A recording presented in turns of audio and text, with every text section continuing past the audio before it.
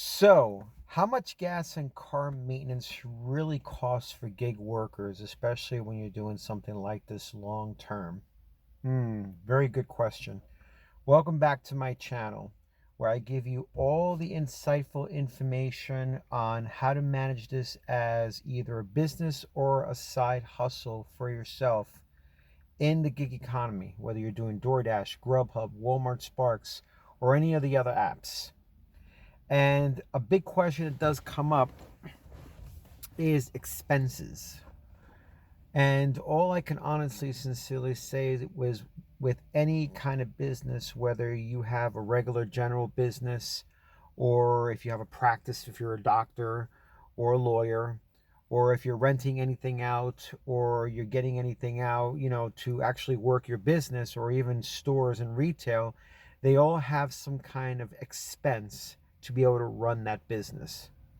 And if you're looking to do this full time, meaning as a career or a business, there will be incurred costs, costs that you're going to have to deal with. And what's great about it is the tax write off, which works really well. Now, I'm not a tax person myself because I do my own taxes and I have my own CPA, but I can really say that with the tax write offs, as far as mileage on the car, expenses.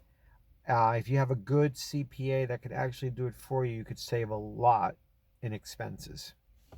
But let's get back to the real expenses of gas.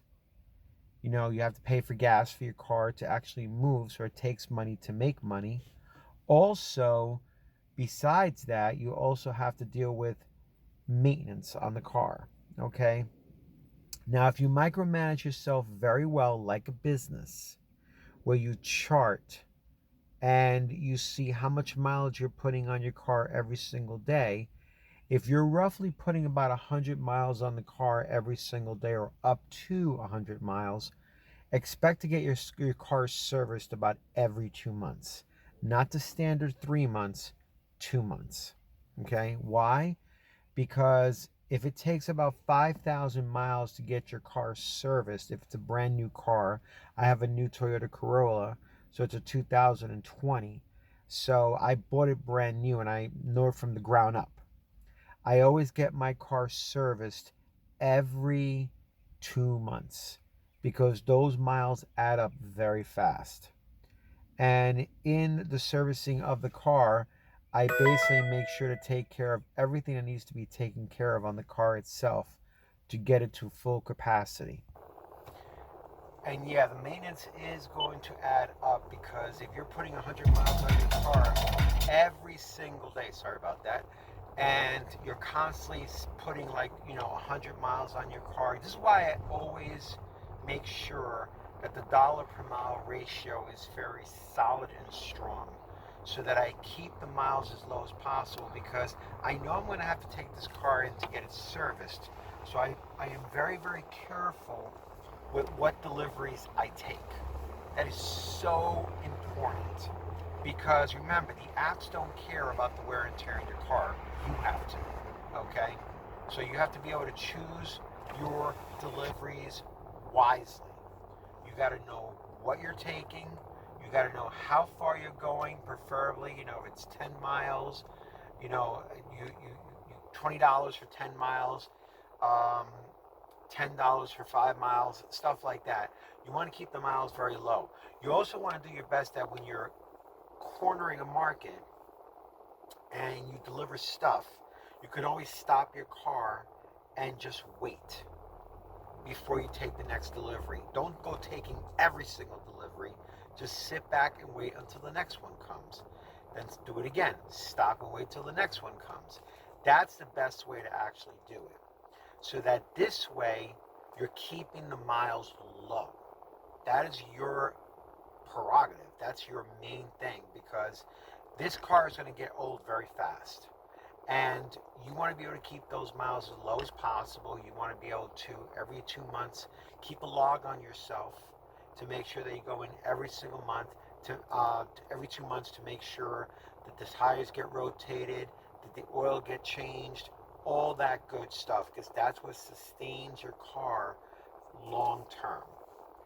Um, Also, if you could probably do this, depending on your budget and your financial budget, if you don't feel that you can handle all of the bills and the expenses, try to take a major credit card you have that's zero and then just use that credit card specifically for car repairs. And then set aside every single week $50, especially if you have a brand new car, because the miles are going to add up. And in about a year or two, you're going to realize, holy crap, now it's like, all that money that I saved up every week to pay for all those repairs is going to come calling. So by saving that $50 every single week, or if you're starting out brand new with a brand new car, $25 every single week, that's going to be your payments that you're going to send to your credit card every single month.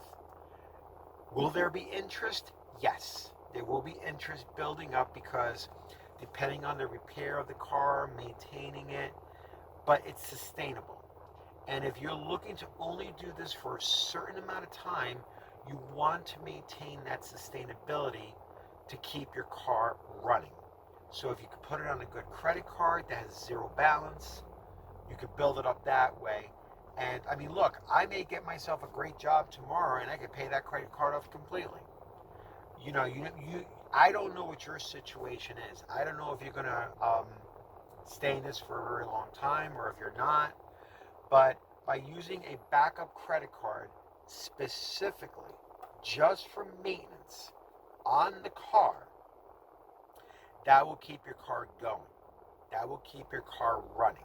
Okay, that's what you want. Okay, so that's just a suggestion right there for you to make it work for you long term. So the idea of having one credit card just for your car repairs is a great idea, as long as you're always putting something on the side, so when the bill comes in at the end of the month, you pay it off. Okay, and if you can maintain it that way, it will help your car to sustain it, just like if you were renting out an office and you have to make payments on that office to maintain it, to be able to work from it. It's the same thing. As far as gas is concerned, gas is dependent on how much you use your car every single day. So you want to keep those expenses as low as possible for gas. So again, it's all about knowing your market, knowing how to manage your market efficiently and effectively so that you're keeping your expenses low. And at the end of the year, when you go in and you do your taxes, you will save on expenses, which is great. You'll get tax write-offs that will be awesome for you and will work out really well for you. So I hope this helped out for you very well. If you have any comments that you'd like to be able to leave in the comment section below, feel free. Any questions on any other expenses, you could do that as well too. And leave me some likes and subscribe to my channel for more information, and we'll chat next time. Have a great day.